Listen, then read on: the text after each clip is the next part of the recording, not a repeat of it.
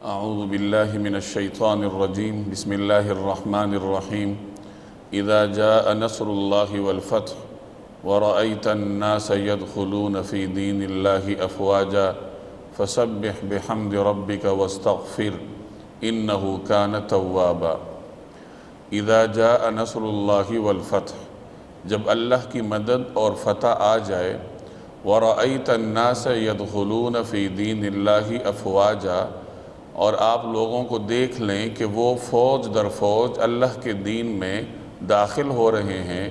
فَسَبِّحْ بِحَمْدِ رَبِّكَ، تو اپنے پروردگار کی حمد کے ساتھ اس کی تسبیح کیجئے، وَاسْتَغْفِرْهُ، اور اس سے مغفرت طلب کیجئے، إِنَّهُ كَانَ تَوَّابًا، یقین جانیے وہ بہت معاف کرنے والا ہے۔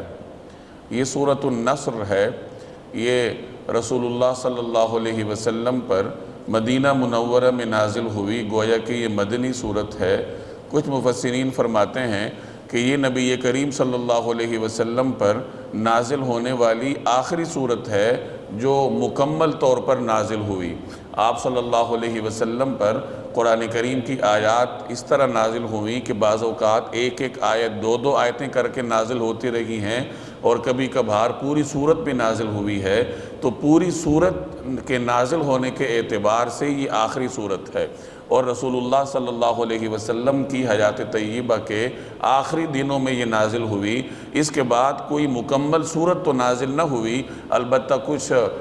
آیات انفرادی طور پر اس کے بعد بھی نازل ہوتی رہی ہیں، اور اکثر مفسرین حضرات فرماتے ہیں کہ یہ سورت فتح مکہ سے پہلے نازل ہوئی ہے، تو مدنی سورت لیکن فتح مکہ سے پہلے یہ سورت نازل ہوئی، اور اس میں فتح مکہ کی بشارت دی گئی ہے۔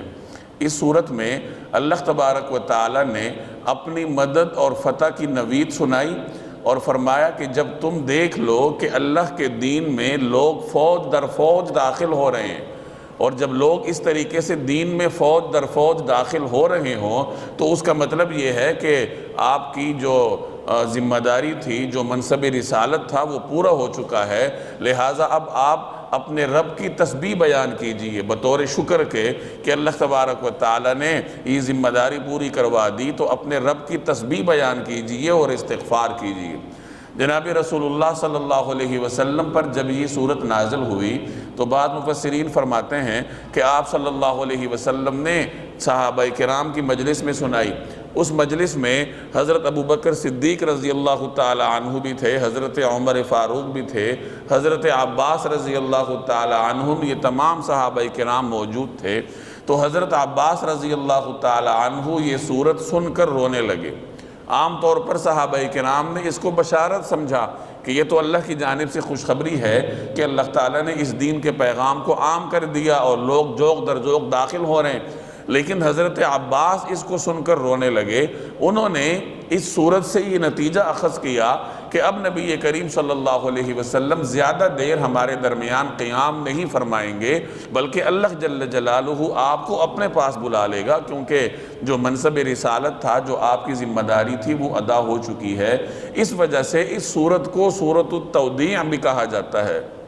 وداع اور تودیع کہتے ہیں کسی کو رخصت کرنے کو، تو گویا یہ سورت جناب رسول اللہ صلی اللہ علیہ وسلم کے منصب رسالت کے پورا ہونے اور اب اللہ جل جلالہ کے ہاں آپ کے چلے جانے کی خبر سنا رہی تھی، تو اس نسبت سے اس سورت کو سورۃ التودیع بھی کہا جاتا ہے۔ نصر اس لیے کہتے ہیں، نصر کہتے ہیں مدد کو، اور اس سورت میں چونکہ اللہ کی مدد کی نوید ہے، اس کی پہلی آیت میں ہی نصر کا لفظ استعمال ہوا ہے، تو اس وجہ سے اس کو عام طور پر سورۃ النصر کہا جاتا ہے، اور یہی اس کا معروف نام ہے۔ جب رسول اللہ صلی اللہ علیہ وسلم پر نبوت کے آغاز میں یہ آیت نازل ہوئی، وَأَنذِرْ عَشِيرَتَكَ الْأَقْرَبِينَ،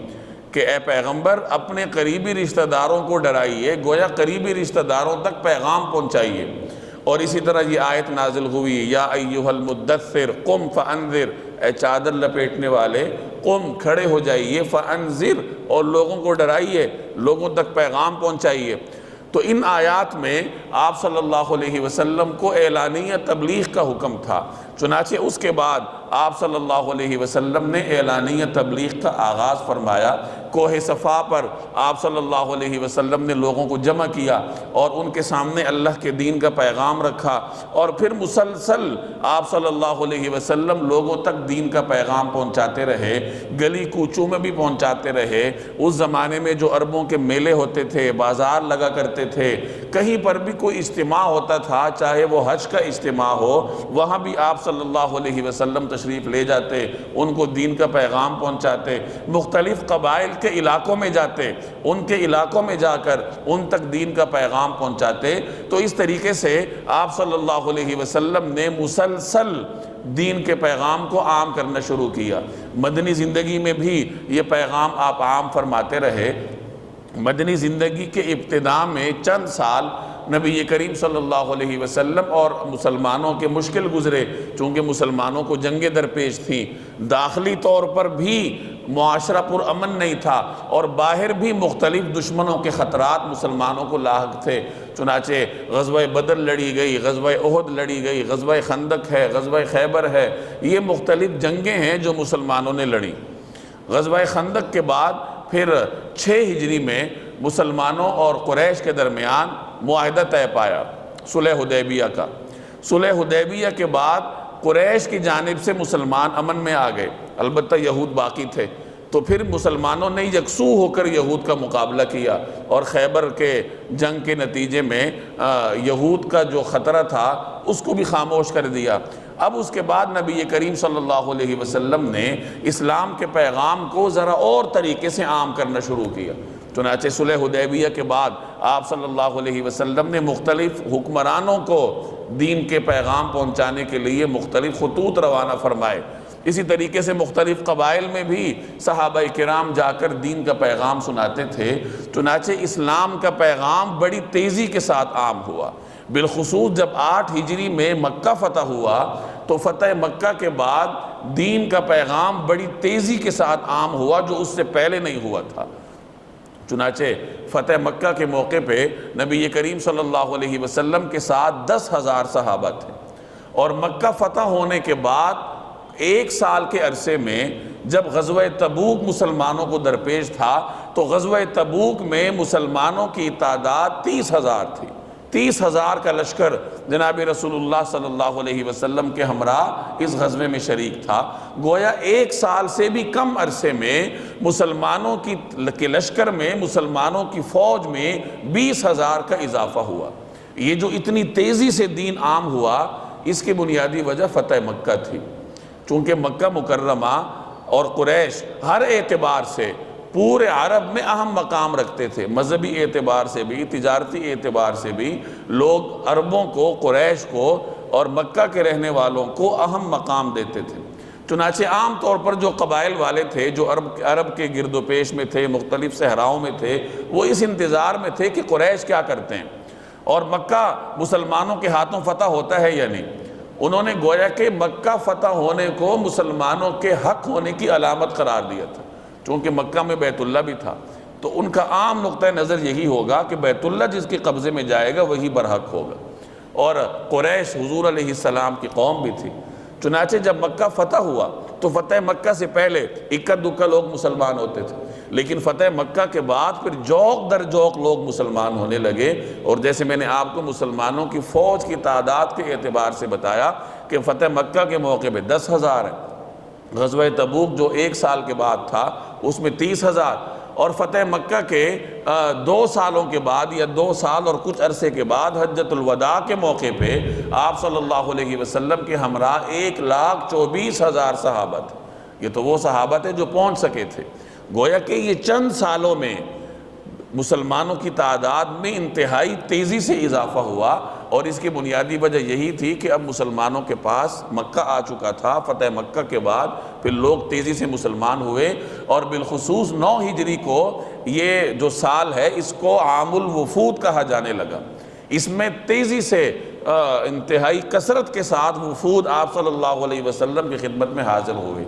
بعض سیرت نگاروں نے 70 کے قریب وفود کے نام لکھے ہیں جو آپ صلی اللہ علیہ وسلم کی خدمت میں حاضر ہوئے۔ مختلف قبائل والے اپنا اپنا وفد بھیجتے تھے، اور وفد کے آنے کا مطلب یہ ہے کہ پورا قبیلہ مسلمان ہونے کے لیے تیار ہے۔ تو یہ تمام وفود فتح مکہ کے بعد آپ صلی اللہ علیہ وسلم کی خدمت میں حاضر ہوئے۔ اس میں بڑے بڑے قبائل کے نمائندہ وفد تھے، یہاں تک کہ قبیلہ بنو ثقیف جو طائف میں رہتا تھا، بڑا نامور قبیلہ تھا، اور یہی وہ لوگ تھے جنہوں نے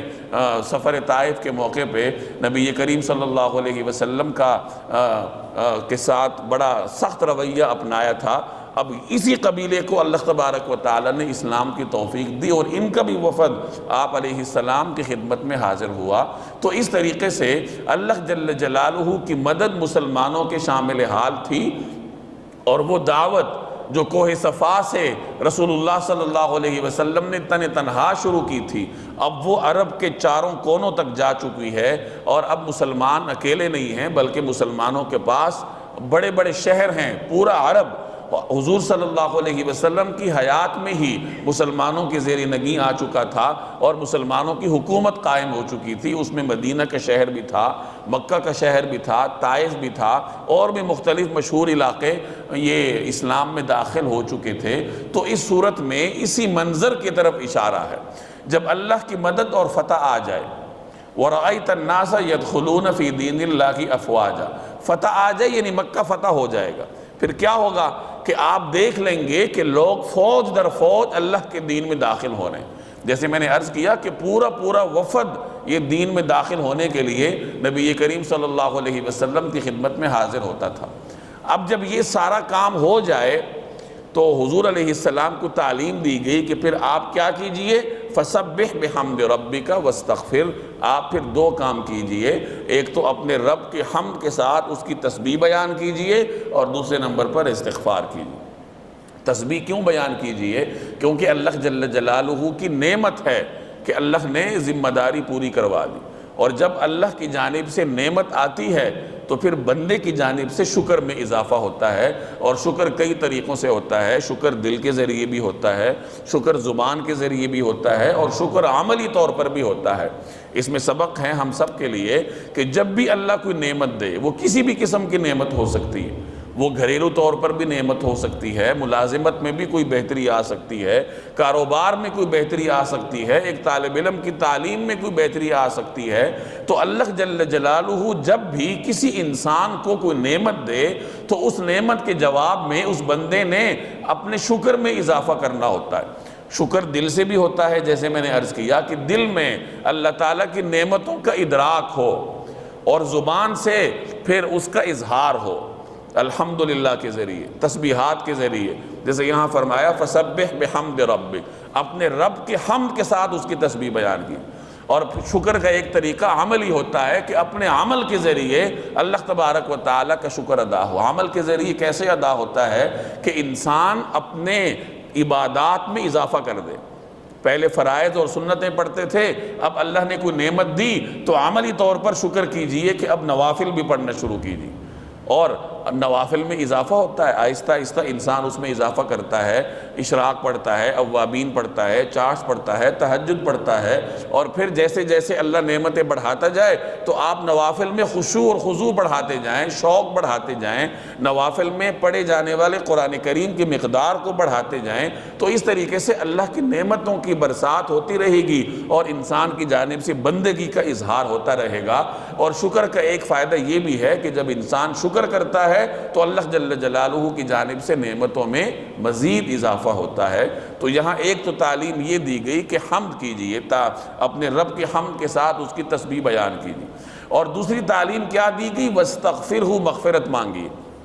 پیغمبر تو ہر قسم کی خطاؤں سے محفوظ ہوتا ہے، اللہ کی جانب سے اسے عصمت کا درجہ عطا ہوتا ہے۔ چنانچہ یہ مسلمانوں کا عقیدہ ہے کہ پیغمبر معصوم ہوا کرتے ہیں۔ اب جب پیغمبر معصوم ہیں تو استغفار کا کیا مطلب؟ تو بعض حضرات فرماتے ہیں کہ پیغمبر کے استغفار کا مطلب درجات میں اضافے کے لیے ہے۔ میں اور آپ جو استغفار کریں گے وہ گناہوں سے معافی کے لیے ہوگا، لیکن پیغمبر کا استغفار دو وجوہات کی وجہ سے ہوتا ہے۔ ایک وجہ یہ ہے کہ پیغمبر اپنے درجات میں اضافے کے لیے استغفار کرتے ہیں، چونکہ درجات کا تو کوئی انتہا نہیں ہے، وہ تو ہر آن پیغمبروں کے بڑھتے رہتے ہیں۔ رسول اللہ صلی اللہ علیہ وسلم کے درجات اللہ جل جلالہ ہر آن بڑھاتے ہیں۔ چنانچہ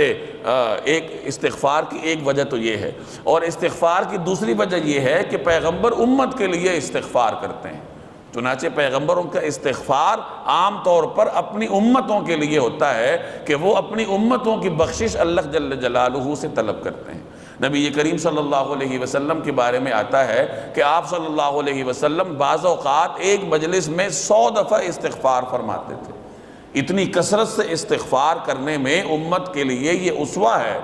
آپ صلی اللہ علیہ وسلم کا اسوہ حسنہ ہے کہ انسان چلتے پھرتے اٹھتے بیٹھتے اللہ تبارک و تعالیٰ سے مغفرت طلب کرے، معافی طلب کرے۔ تو چونکہ اللہ کی مدد آ چکی اور دین کا پیغام عام ہو چکا ہے، ہر طرف دین کا پیغام پہنچ چکا ہے، لہٰذا اب آپ اپنے پروردگار کی تسبیح بیان کیجئے اور استغفار فرمائیے۔ چونکہ آپ نے امت سے رخصت ہونا ہے،